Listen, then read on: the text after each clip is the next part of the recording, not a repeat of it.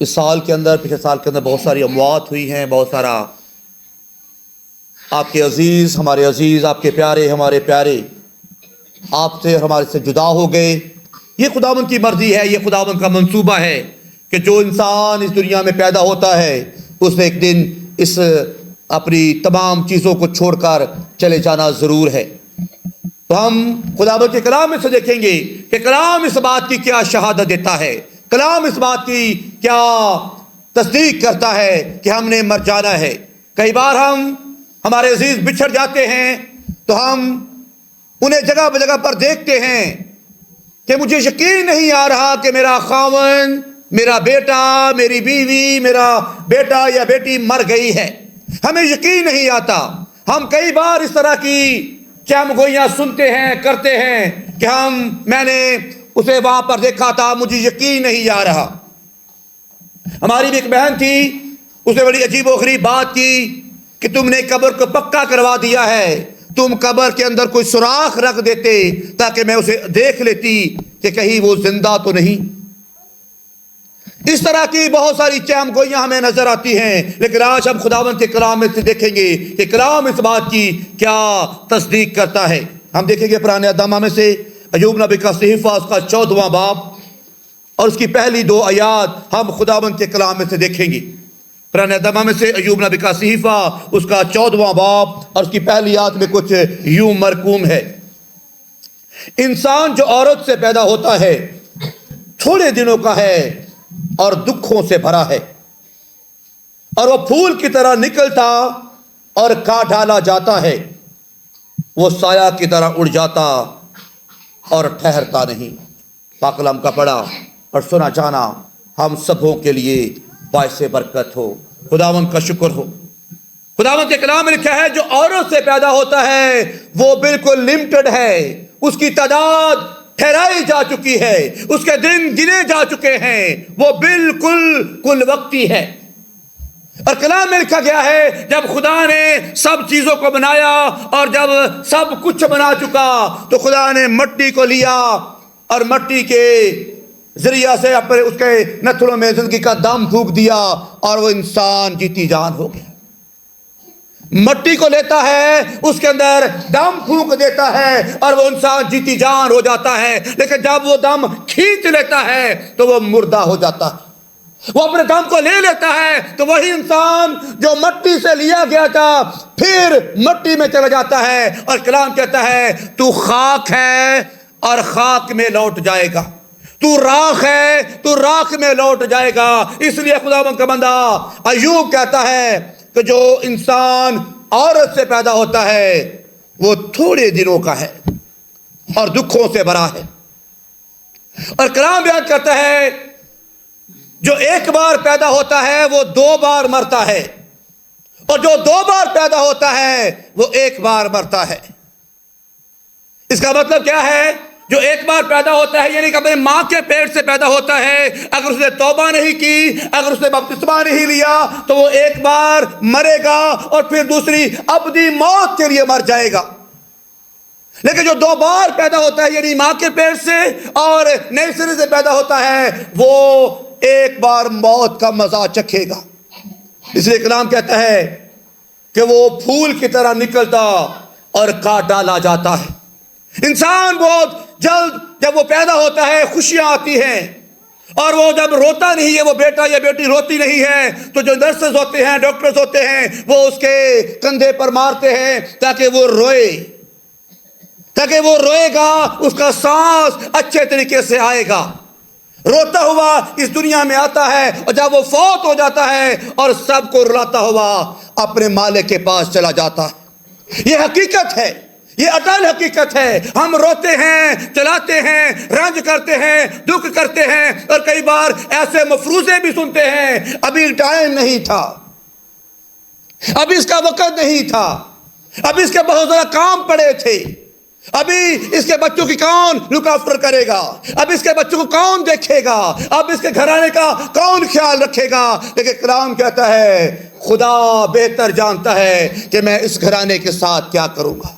خدا بہتر جانتا ہے اس بیٹی کے ساتھ، اس بیٹے کے ساتھ، اس میاں کے ساتھ، اس بیوی کے ساتھ میں کس طرح کا برتاؤ کروں گا، کیونکہ اس نے پالا ہے۔ وہ سب کچھ دیکھتا ہے کہ میں نے اس کے ساتھ کس طرح رہنا ہے۔ کہ وہ کہتا ہے کہ وہ سایہ کی طرح اڑ جاتا ہے اور ٹھہرتا رہی۔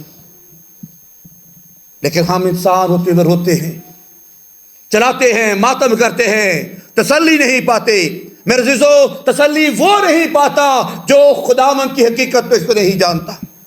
تسلی وہ نہیں پاتا جو خداوند کے بھیدوں کو نہیں جانتا۔ تسلی وہ نہیں پاتا جو خداوند کی شکر گزاری نہیں کرتا۔ تسلی وہ نہیں پاتا جو خداوند کے کلام کو نہیں جانتا۔ تسلی وہ نہیں پاتا جو خداوند کے بھیدوں کو نہیں جانتا، کیونکہ کلام کہتا ہے جو انسان عورت سے پیدا ہوتا ہے وہ بالکل تھوڑے دنوں کا ہے۔ نہایت دکھ ہیں، پریشانیاں ہیں، مشکلات ہیں۔ کئی بار انسان جب اس کا کوئی عزیز فوت ہو جاتا ہے تو وہ روتے روتے اس بات کا اظہار کرتا ہے کہ کہیں میں مر جاؤں۔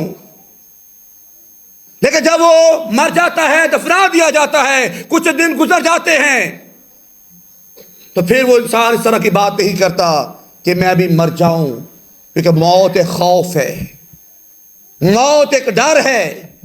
کوئی انسان مرنا نہیں چاہتا، کوئی انسان اس دنیا کو چھوڑ کر جانا نہیں چاہتا۔ کوئی انسان جب اسے خواب میں کوئی چیز ملتا ہے تو وہ ڈر جاتا ہے، وہ اٹھ جاتا ہے کہ منو لین آ گیا۔ لیکن خدا جب آواز دیتا ہے تو وہ سب سے پہلے اس انسان کو جس کو اس نے اپنے پاس بلانا ہوتا ہے اسے سایہ کی طرح غائب کر دیتا ہے۔ جو کچھ مرضی جتن کر لے، ہم ڈاکٹروں کے پاس چلے جائیں، ہم ہسپتال کے اندر داخل ہو جائیں، لیکن جب خدا نے اپنا سانس کھینچنا ہے تو نہ تو ڈاکٹر کام آئے گا، نہ کوئی سائنس کام آئے گی، نہ کوئی تدبیر کام آئے گی، نہ کوئی میڈیسن کام آئے گی، کیونکہ انسان ختم ہو جائے گا۔ اس لیے وہ کہتا ہے کیونکہ درخت کی تو امید رہتی ہے، اگر وہ کاٹ ڈالا جائے تو پھوٹ نکلے گا۔ خداوند کا بندہ ایوب تسلی کی بات کر رہا ہے کہ اے ثمر، اگر درخت کاٹا جائے اس کی تو امید ہے کہ وہ شگوفے لے آئے گا، وہ دوبارہ اپنی کونپلیں نکالے گا، لیکن انسان مر کر پڑا رہے گا۔ کیا کہتا ہے کہ اس کی نرم ڈالیاں موقوف نہ ہوں گی، اگر جو اس کی جڑ زمین میں پرانی ہو جائے اور اس کا تنا مٹی میں گھل جائے تو بھی پانی کی بو پاتے ہی وہ شگوفے لائے گا اور پودے کی طرح شاخیں نکالے گا، لیکن انسان مر کر پڑا رہتا ہے، بلکہ انسان دم چھوڑ دیتا ہے اور پھر کہاں کا رہا۔ یہ حقیقت بیان کر رہا ہے خدا کا بندہ ایوب، جس کی بیوی اسے تانے مار رہی ہے کہ تو کس خدا کی پرستش کرتا ہے، تو کس خدا کو مانتا ہے، تو کس خدا کے ساتھ دل لگا بیٹھا ہے، تیری پریت کس خدا کے ساتھ ہے۔ اور خدا کا بندہ ایوب کہتا ہے تو نادان اور تو کسی بات کرتی ہے، تو نادان اور تو کسی سمجھ رکھتی ہے، کیا ہم خدا کے ہاتھ سے سکھ پائیں اور دکھ نہ پائیں؟ ہم نے خدا کے ہاتھ سے یہ سب کچھ کرنا ہے۔ خدا سکھ بھی دیتا ہے، دکھ بھی دیتا ہے، اور خدا ہر انسان کو بناتا بھی ہے، پیدا بھی کرتا ہے، اور اپنے مقررہ وقت کے مطابق اپنے پاس لے جاتا ہے۔ خداوند کا بندہ داؤد جو خداوند کے دل کے مطابق تھا،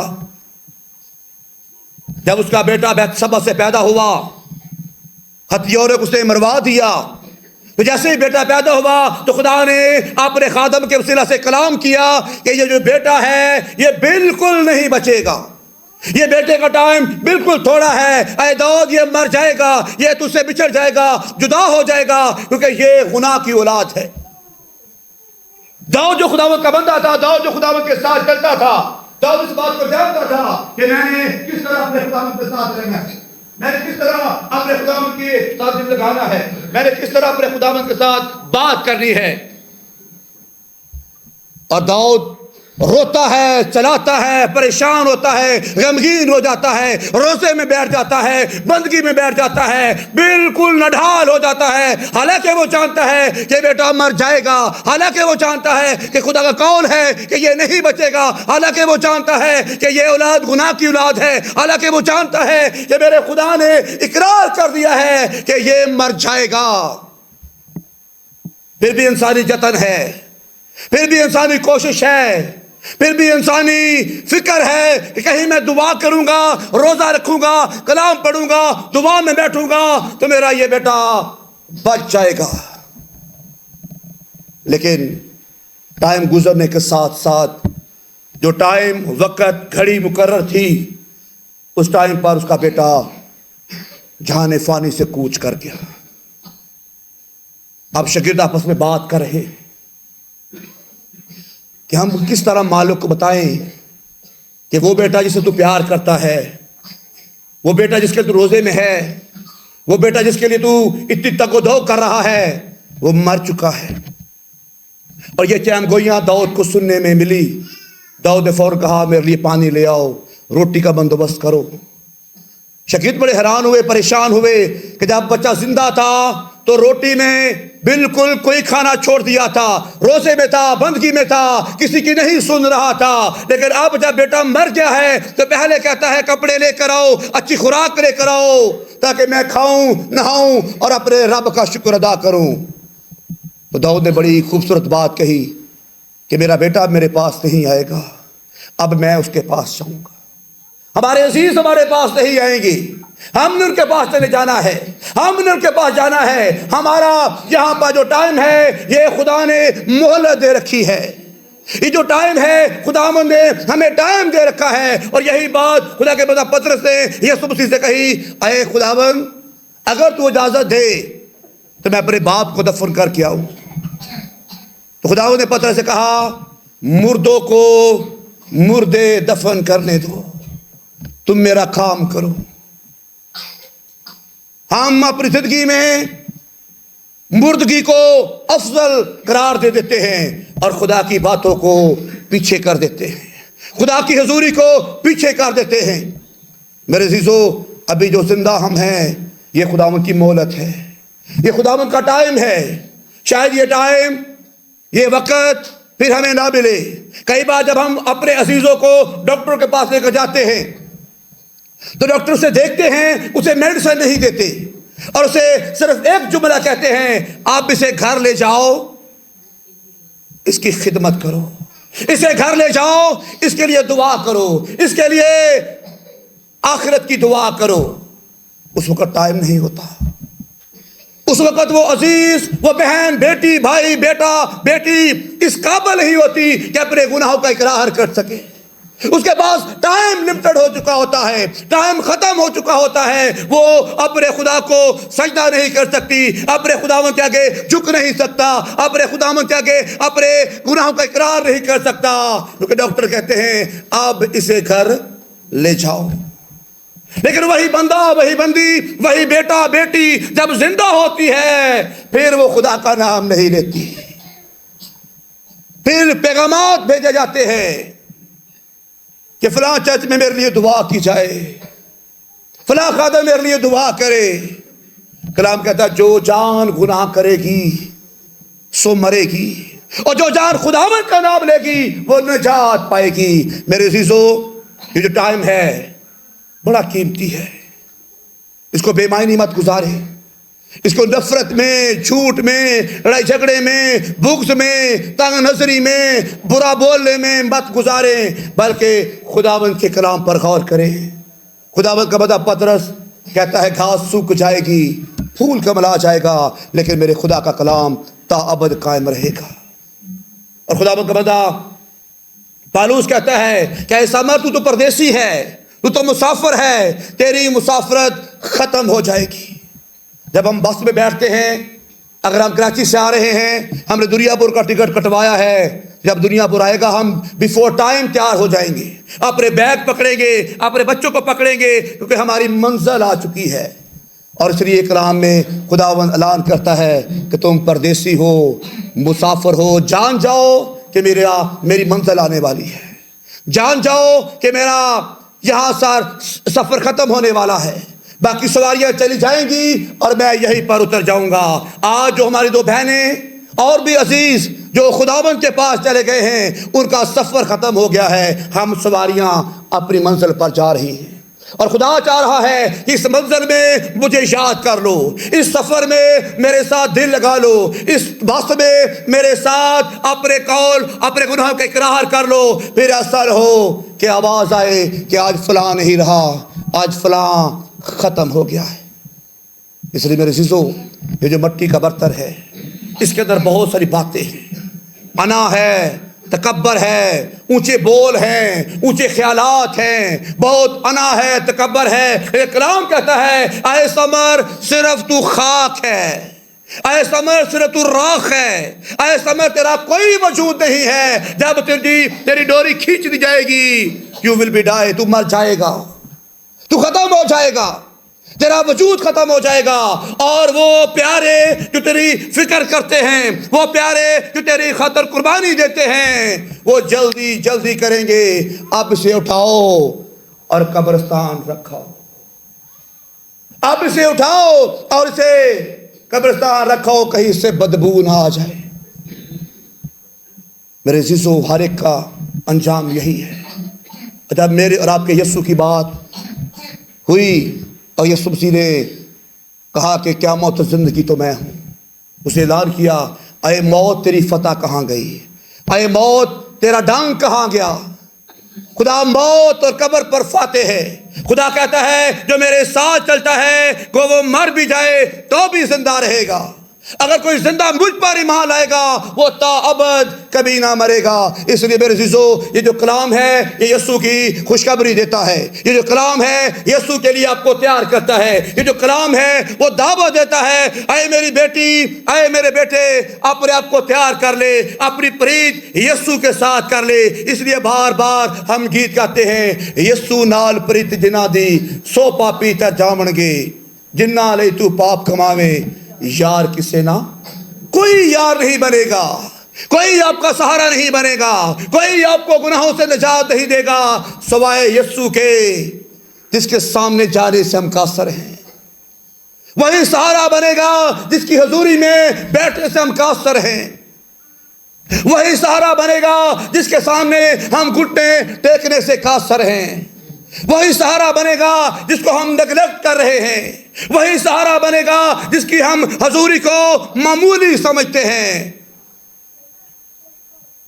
ہر ایک نے خدا کے پاس جانا ہے، اور جب خدا ابھی زندہ ہے ہمیں بلا رہا ہے، ہم 100 بہانے لگاتے ہیں، آج میرا رکشا خراب سی، آج میری مامے دی پھپھی دی تھی آ گئی سی، آج میرا فلاں پروگرام سی۔